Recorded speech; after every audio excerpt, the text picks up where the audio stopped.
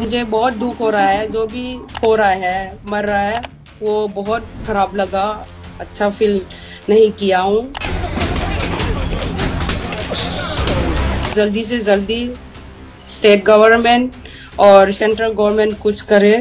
Boxing champion Mary com ने ये latest तस्वीरें ट्वीट करते हुए कहा है कि मेरा मणिपुर जल रहा है, प्लीज मदद कीजिए। मणिपुर हिंसा की आग में झुलस रहा है। आलम यह है कि इस आग को ठंडा करने के लिए फौज यानी आर्मी तक को उतारना पड़ा।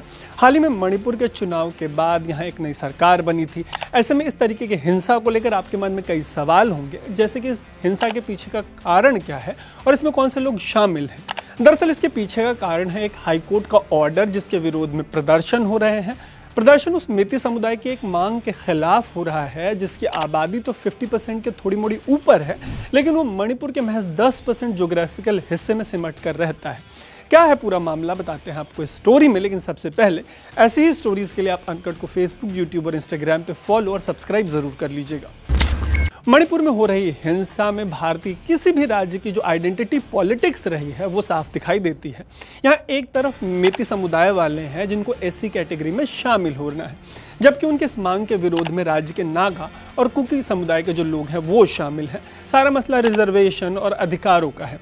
मेती समुदाय वालों को लगता है कि राज्य के बेहद कम हिस्से में उनकी मौजूदगी है ज्योग्राफिकली, जबकि कुकी और नागा जैसे जो बाकी के समुदाय हैं उनको लगता है कि मेती समुदाय वाले राजनीतिक रूप से बहुत ताकतवर हैं।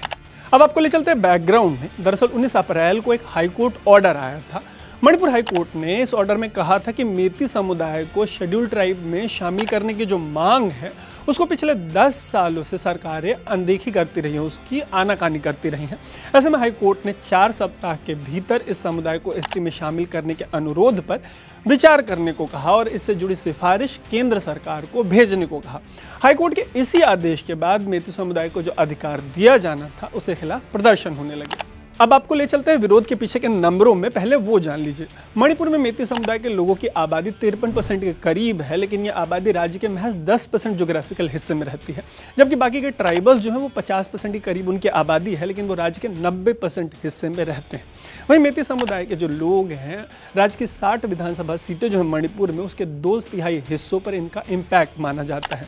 इससे आप समझ सकते हैं कि भले ही ये समुदाय राजनीतिक रूप से मजबूत है, लेकिन टेरिटरी के मामले में बहुत सीमित है। 10% ज्योग्राफी में सिमटा हुआ है राज्य की। इसके अलावा मेती समुदाय वालों का ये एलिगेशन भी रहा है कि म्यांमार और बांग्लादेश से जो इलीगल माइग्रेशन होता है उसकी वजह से भी उन्हें काफ़ी परेशानियों का सामना करना पड़ता है। इन्हीं सब का हवाला देते हुए उनकी मांग रही है कि उन्हें एसटी समुदाय में शामिल किया जाना चाहिए, लेकिन उनकी इस मांग का राज्य में जो बाकी आइडेंटिटीज़ हैं, नागा, जोमीज़ और कुकीज़, ये ट्राइब्स जो हैं वो विरोध कर रहे हैं। मेती समुदाय के लोगों को एसटी में शामिल किए जाने की मांग के विरोध में all tribal student union Manipur ने एक मार्च निकाला था और इस मार्च के दौरान हिंसा भड़क गई। मेती समुदाय के लोगों को एसटी में शामिल किए जाने की जो मांग हो रही है उसके विरोध में जो प्रदर्शन निकला था वो all tribal student union Manipur ने निकाला था।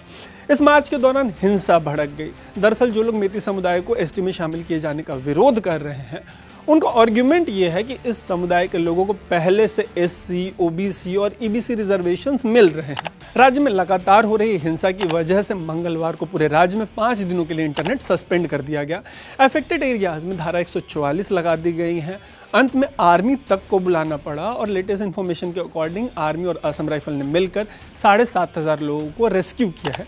वैसे भी ऐसी हिंसा अचानक से नहीं हुई। पहाड़ों में रहने वाले राज्य के बाकी की जो आबादी है और प्लेन्स में रहने वाला जो मेती समुदाय है, इनके बीच भारी तनाव कोई नई बात नहीं है। ऐसे में all tribal student union Manipur ने बुधवार को जब रैली निकाली तो हिंसा भड़क गई। हिंसा के दौरान एक पर्टिकुलर ग्रुप के घरों को आग के हवाले करने की भी जानकारी सामने आई है।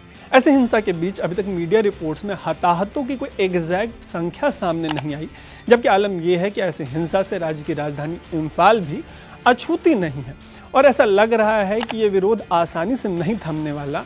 All tribal student union Manipur के अलावा हिल एरियाज कमिटीज जैसी जो बॉडीज़ हैं वो हाईकोर्ट के फैसले के खिलाफ हैं और वो राज्य सरकार को इसके लिए मनाने की तैयारी में है कि वो केंद्र सरकार से हाईकोर्ट के फैसले के खिलाफ अपील करने को कहें। मीडिया रिपोर्ट्स के मुताबिक केंद्रीय गृह मंत्री अमित शाह ने मामले पर राज्य के सीएम एन बीरेन सिंह से बात की है और हिंसाग्रस्त इलाकों के लिए रैपिड एक्शन फोर्स को भी डिस्पैच किया गया है। अनकट की नज़र इस इंपॉर्टेंट स्टोरी पर बनी हुई है। जो भी इंपॉर्टेंट डेवलपमेंट्स होंगे उस स्टोरी में उसके बारे में आपको ज़रूर बताएंगे। ऐसे ही इंपॉर्टेंट स्टोरीज़ के लिए अनकट को फेसबुक, यूट्यूब और इंस्टाग्राम पे फॉलो और सब्सक्राइब ज़रूर कर लीजिएगा। देखते रहिएगा अनकट। मेरा नाम है तारुक।